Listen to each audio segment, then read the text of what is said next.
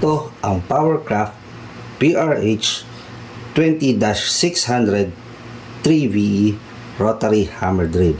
Ito ay may 3 mode, rotary, hammer, saka chisel. Ito ay may input voltage na 220 watts. Kaya kahit saang electrical outlet, pwede itong isaksak. Meron din itong motor power na 600 watts at recommended maximum drilling capacity para sa concrete na 18 mm, metal 10 mm, wood at plastic 25 mm. Ito ay merong speed na 1,400 revolutions per minute. At ang bigat lang nito ay 2.5 kilograms. Di hamak na mas magaan siya compared sa ibang brands. Kaya, hindi ka mangangalay o mahihirapan habang ginagamit kasi mas magaan siya.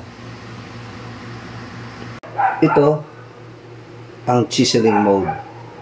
Hammer action only without rotation for light chiseling application and tiles removal.